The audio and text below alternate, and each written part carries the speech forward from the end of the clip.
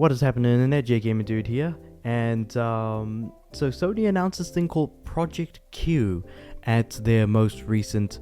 I was gonna say state of play, but it was actually the PlayStation showcase that they did in May of 2023, and I don't think I've ever shared my thoughts on, Project Q as a whole because. You might be one. Actually, firstly, I'll just explain what it is. So, essentially, Project Q is a handheld that is used for remote play. And remote play is when you take games that are being played on your PS5 and you play it on a different screen, whether it be a computer or your phone.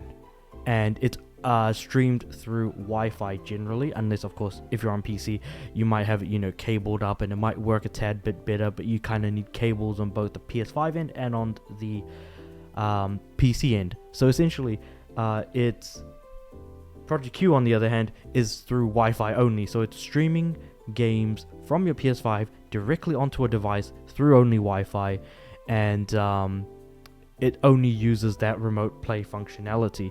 So at the end of the day, I personally play a ton of remote play. Like, I play remote play whenever I'm in the office.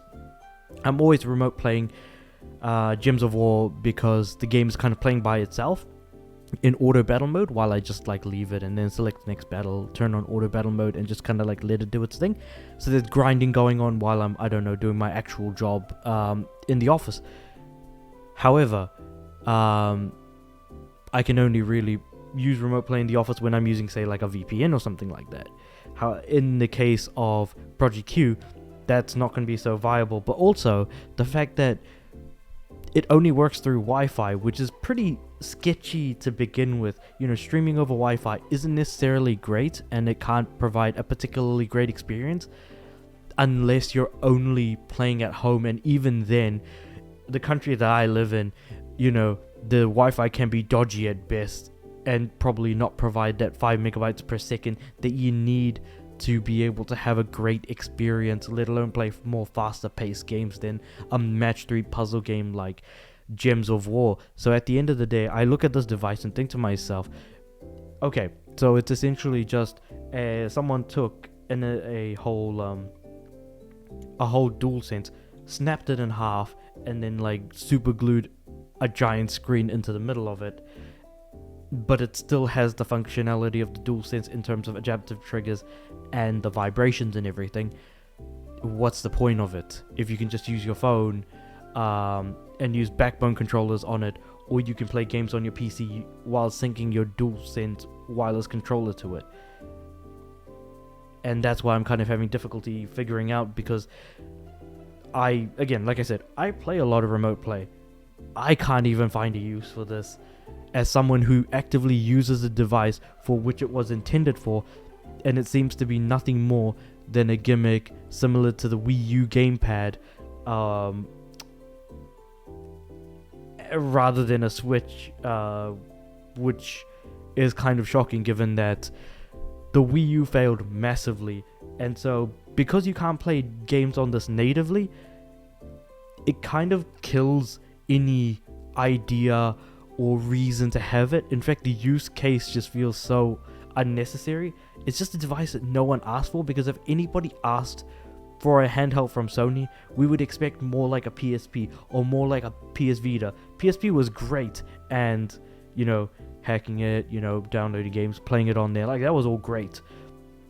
The Vita wasn't supported enough by Sony, and so that ended up failing, and it seems like PSVR 2 are going down the same way as the Vita, unfortunately, even though I personally played a lot of games on my Vita and still continue to do so even now.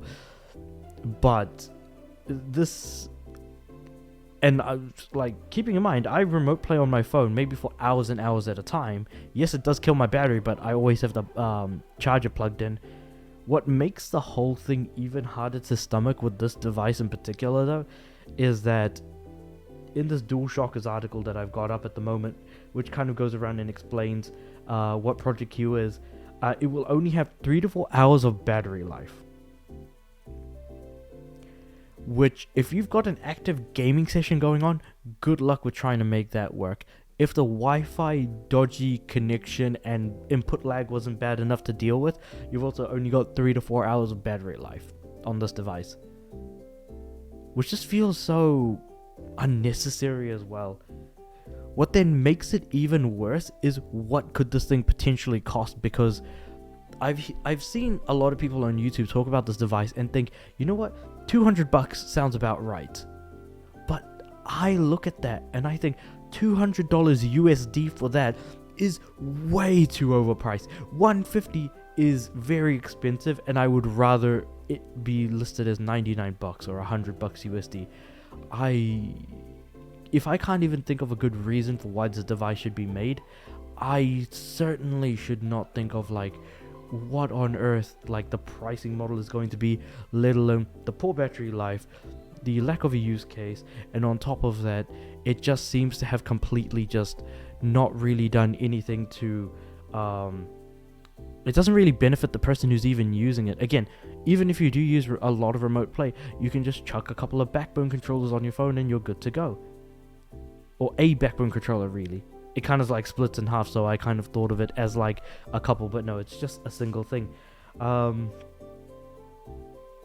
even anything more than 200 is just way too overpriced and definitely not worth it. So if you have to like, say from like similarly like myself, I use a VPN in order to get remote play working on my phone to connect to my PS5 to play Gems of War in the background while I'm working. Because it won't work any other way due to how the Wi-Fi was constructed at work. This is definitely not going to be able to connect. Like, unless I'm able to use, VPNs on there, which I'm assuming they might be using Android as the operating system for the device, but that hasn't really been explained, at least not that I'm aware of.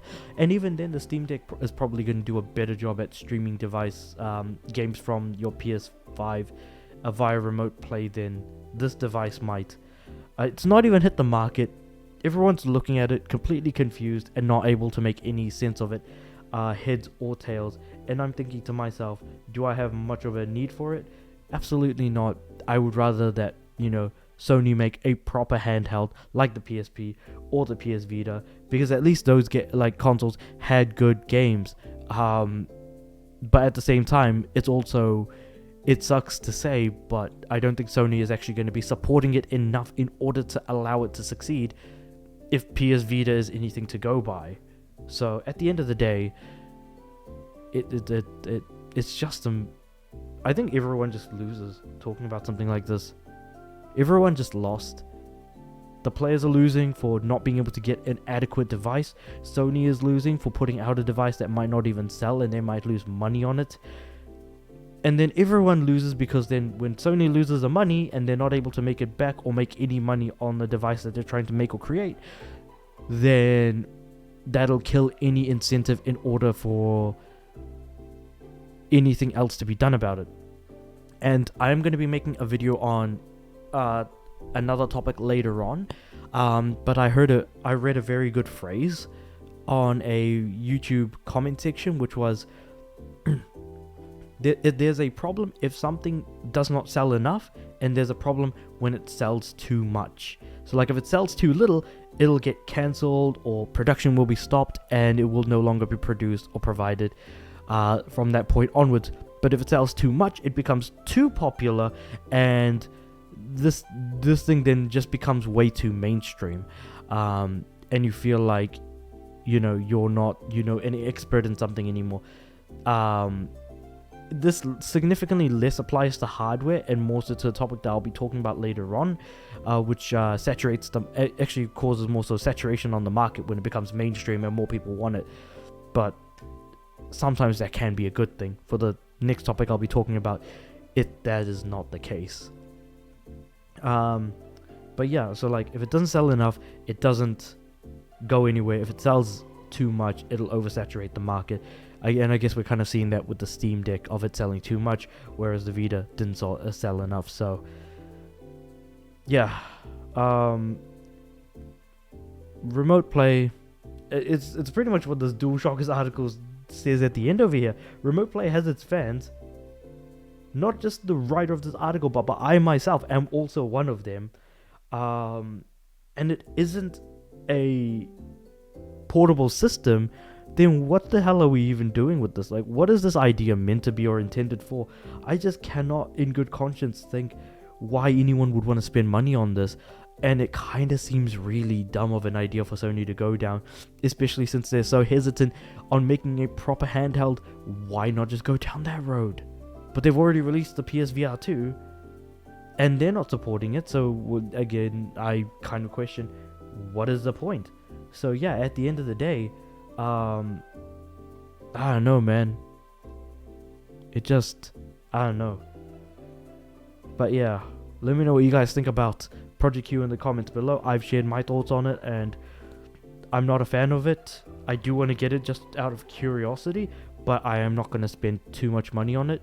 Again, I'm hoping that's not more than 100 USD, but that's me being way too hopeful, because again, the value just isn't quite there. The proposition is not there to spend more than 150 bucks max, but even then, there is just no value proposition in me spending 150 bucks on a device that I may never end up using. Yeah, I don't know, man. Just share your comments down below.